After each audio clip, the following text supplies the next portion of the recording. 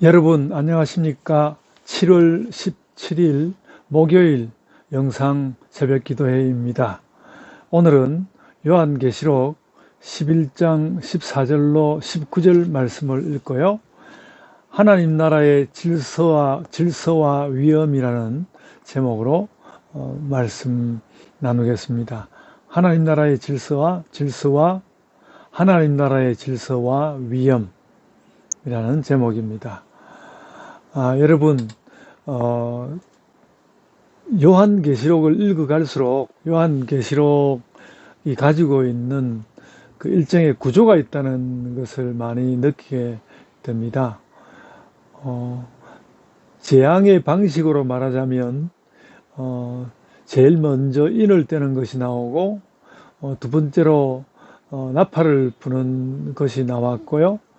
이 뒤로 가면 또 다시 대접이 나올 테이고 그런 것도 하나의 구조이고요. 그리고 또 구조 안에 있으면서도 또 구조가 있는데 다 일곱 인과 일곱 나팔 아니겠습니까? 그런데 그것은 각각 그 안에 또 구조가 있는데요. 저는 4 플러스 2 플러스 1의 구조를 가졌다고 봅니다. 맨 처음 4는 주로 자연계, 또 우리가 일상적으로 대하는 자연계의 재앙이 나와 있고, 그 다음에 그 뒤로 나오는, 그러니까 5번째, 6번째는 그 어느 정도 묵시적이고 영적인 그 어떤 영계로부터 나오는 재앙 이렇게 보이고요. 그리고 마지막 7번째는 말하기는 재앙이라고 말하지만 사실은 7번째는 오늘 제가 설교 제목으로 정한 것처럼 하나님의 질서, 그러니까 하나님 나라의 질서와 위엄이 나타나는 국면입니다. 그러니까 그것도 생각해 보면 불신자에게는 혹은 악한 자들에게는 하나님 나라가 완전히 그 모습을 드러내는 것은 가장 큰 재앙이라고 할 수 있죠. 요즘 우리가 보고 있지만 이렇게 내란을 일으키려고 했던 세력들에게 가장 큰 재앙은 그 내란을 분명하게 그 처결하려는 어떤 세력이 나타나는 것이 가장 무서운 일이죠. 그러니까 악한 일 가운데 빠져 있었던 사람들에게 가장 무서운 것은 사실은 하나님께서 하나님의 질서와 위엄을 드러내는 것이다. 그렇게 이해하는 것이 당연히 저는 맞는 일이라고 생각합니다. 그래서 특별히 이 나팔 재앙과 관련해서는 여러분 8장 13절에 보면 화가 있으리로다 이렇게 말했거든요. 화를 3번 이야기하였습니다. 그리고는 5, 6, 7 나팔로 이어지거든요. 그랬다가 이제 9장 12절에 가면 무슨 말씀이 나온가 하면 첫째는 지나가고 화 둘이 있을 것이다 그렇게 이야기합니다. 그러니까 첫째가 지나갔다는 것은 5째 나팔이 지나갔다는 것이죠. 5째 나팔이 지나갔다는 것이고 화 둘이 더 있을 것이다 하는 것은 6번째 나팔과 7번째 나팔이 있을 것이다. 그리고 오늘 본문 11장 14절에는 둘째 화는 지나갔으나 이 둘째 화가 지나갔다는 것은 6번째 나팔이 지나갔다는 말입니다. 그리고 셋째 화가 속히 이르는도다. 이거는 이제 마지막 화가 이르는 것인데 그 마지막 화는 7번째 나팔이고요.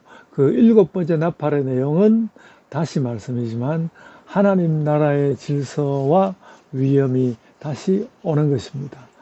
우리가 이런 정리를 해두고 최종적으로 이제 나중에 또 대접이 나올 때는 그때는 또 그 7 재앙이 어떻게 구조화되는지를 봐야 하는데 적어도 인을 떼는 것과 나팔 부는 것은 그렇게 4 플러스 2 플러스 1 이렇게 되어 있다는 말씀을 드립니다.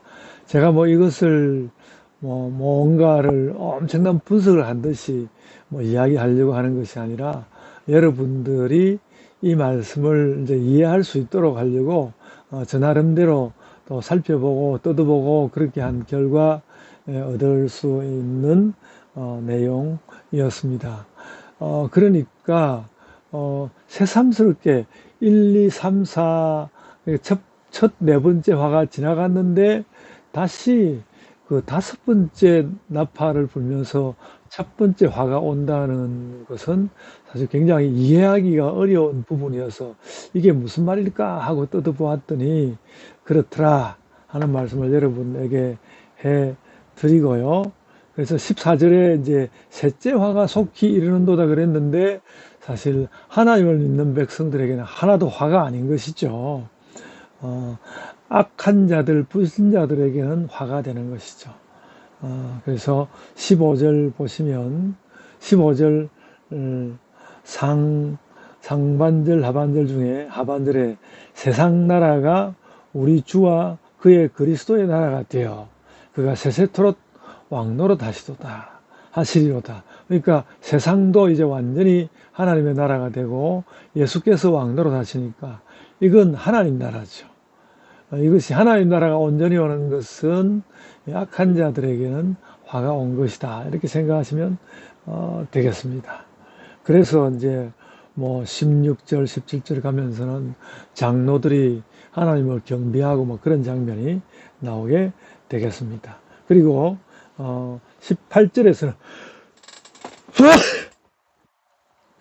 18절에서는 역시 또 상중하 하반절 보시면 주의 이름을 경외하는 자들에게 상 주시고 주의 이름을 경외하는 자들에게는 상 주시고 또 땅을 망하게 하는 자들을 멸망시키실 때로소이다. 이렇게 그 때를 말하고 있는 것을 우리가 볼 수 있습니다. 그래가지고 19절에 보면 다시 하나님의 언약궤가 보이고 또 한편에 번개와 음성과 우레와 지진 큰 우박이 이렇게 나오는데 하나님 언약궤가 보인다는 것은 하나님의 임재를 말하는 것이고 번개, 음성, 우레, 지진 이것은 하나님의 위엄의 표출이라고 생각이 됩니다. 그래서 19절도 어떤 하나님의 위엄이 나타나는 그러니까 오늘 읽은 본문 11장 14절로 19절은 마지막 셋째 화가 이르는데 그 화는 믿지 않는 자 그리고 악한 자들에게 화이지만 우리에게는 신자들에게는 오히려 하나님 나라가 이루는 구원의 완성적인 국면이다. 그렇게 이해하시면 되겠습니다. 그래서 앞으로 또 7제까지가 나올 때 그 7제는 어떻게 나올 것인지 잘 보아둬야 되겠고 잘 보려고 기억해둬야 되겠고요. 그래서 7번째 화는 하나님 나라의 질서와 위엄이 나타나는 것이다. 이렇게 이해하시면 되겠습니다. 그래서 우리가 마지막 종말에 임하는 어떤 하나님의 진노로서의 화에 대해서 우리가 두려워하는 것이 아니라 오히려 아멘 할렐루야 하고 종말을 맞이하여야 하겠습니다. 그래서 마지막에 대한 두려움을 갖기보다는 내가 깨어있지 못할까 두려워하는 그런 마음으로 우리가 이 땅 가운데서 살아가야 하겠습니다. 이제 제가 기도하겠습니다.